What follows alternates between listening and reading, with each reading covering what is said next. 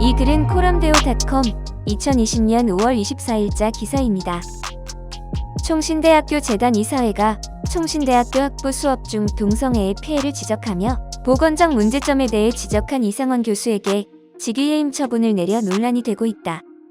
이 사건을 놓고 본지는 고려신학대학원 원장이며 기독교인리학 교수로 재직 중인 신원하 교수와 인터뷰를 진행하였다.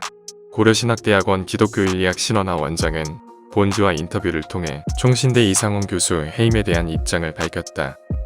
신원하 원장님 안녕하세요. 이번에 총신대학교 재단 이사회에서 이상원 교수의 수업 중 발언을 두고 직위해임을 시켰습니다. 이상원 교수님의 해임을 어떻게 보시는지요? 지난 18일 결정에 대해서도 듣고 알고 있었다. 현재 어떻게 논의되고 있는지도 들었다. 이상원 교수와 저는 복음주의윤리학회에서 초창기부터 같이 일해왔기 때문에 이상원 교수에 대해서는 잘 알고 있다. 이런 결정이 나는 것을 보고 이틀간 멍한 상태였다. 어떻게 이런 결정이 일어날 수 있는지 본인도 힘이 빠지고 당황스럽다.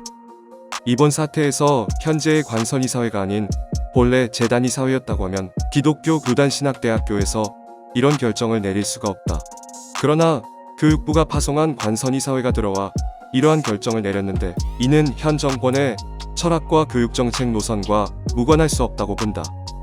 교육부가 파송한 관선이사들이 지향하는 바가 교육부 정책 방향과 친화적인 사람들이 아니었을 것이다. 그리고 기독인과는 무관한 사람이 왔다. 그렇기 때문에 일반 대학을 바라보듯이 바라보고 결정을 한 것으로 보인다. 이번 문제가 교수를 해임시킬 만한 사건도 아니다. 내용 자체도 일반 대학에서조차 클래스에서 기독교적인 관점에서 동성애가 지닌 의학적이고 보건학적인 위험성을 설명하는 맥락에서 이성애에 관련하여 설명하면서 남녀의 성기 구조에 대해 언급한 것이다. 물론 생물학적 사실을 서술하는 과정에서 표현이 약간 불편하게 들린 것은 없지 않아 있지만 그것도 맥락에서 읽어보면 충분히 이해할 수 있는 것이다. 그것은 성희롱과는 거리가 먼 내용이다. 일반 사회나 대학에서도 이런 건으로 해임한다는 것은 상식적으로 납득이 안 되는 지나친 결정이라고 생각한다. 이런 결정을 내린 데에는 총신대가 징계위원회를 결성하자 기독교 시민단체들이 성토 기자회견, 기도회, 성명서 발표와 같은 반대 활동을 전개한 것을 이 교수의 선동과 연계시켜서 본 것도 추가적으로 작용한 것으로 보인다. 교수님, 최근 장신대 채플 무지개 깃발 사건, 총신대 성소수자 동아리 사건 깡총을 둘러싸고 나오는 말들, 총신대 반동성애 발언 교수 해임 사건 등을 한국 교계가 어떻게 바라봐야 하는지요? 그야말로 동성애를 반대하고 옹호하는 두 진영의 세력 싸움으로 보입니다. 동성애를 반대하는 발언을 공식적으로 내었다가는 매장당한다. 혹은 엄청난 피해를 입게 된다는 것을 분명히 각인시키려는 것입니다. 입에 재갈을 물리려는 것이다. 그래서 결국은 동성애 반대를 하려면 불이익 당할 것을 감수하고 나설 만큼 사명감을 갖고 있지 않는 사람들에게는 아예 이 문제에 있어서 소극적인 자세에 머물도록 하는 선제적 경보라고 볼 수 있다. 반대한 사람이 피해를 입는 결과를 보게 되면 현재 반대하는 사람들은 일단 스스로 검열을 하게 된다. 나도 반대하는 말을 공중 앞에서 하면 저렇게 되는 것이 아닌가 하고 말이다. 실제로 굉장히 위축이 될 것이다. 이상원 교수님은 실제로 대단한 학자이고 20년 넘게 함께 윤리학계, 기독교생명윤리협회에서 사역하고 미국에서도 같이 공부해서 나는 그분을 잘 알고 있는데 이 교수님은 매우 고든 분이다. 이 교수 자신은 사명감으로 해야 할 일을 한 것으로 본다. 진리를 타협하지 않고 그대로 학생들에게 가르친 것이다.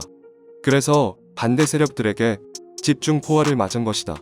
속된 말로 한 명만 흠뻑 공격한다고 하지 않는가 본을 보여준 것이다.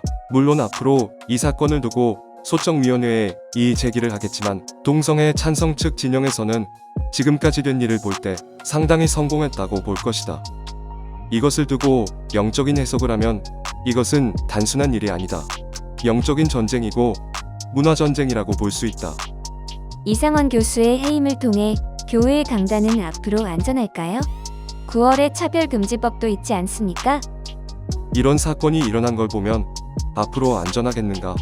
신학대학 학부 강의실에서 했던 이야기를 문제 삼아서 자기들이 유리하게 성희롱적인 발언이라고 해석을 해서 문제를 제기한 것이다. 이것은 명백히 성희롱이 아니다. 그럼에도 대자보 붙이고 언론에 뿌리고 확산시키고 하는 과정을 통해 이렇게 되었다. 학술적인 발언조차도 학문적인 자유가 보장된 수업 중에 이런 일이 일어났다. 앞으로 교회에서 청년부 목사가 설교 중 성경적 신학적인 내용을 말하다가도 청년들이 이와 같은 설교를 듣고 문제 제기하면 안전을 보장할 수 있겠는가?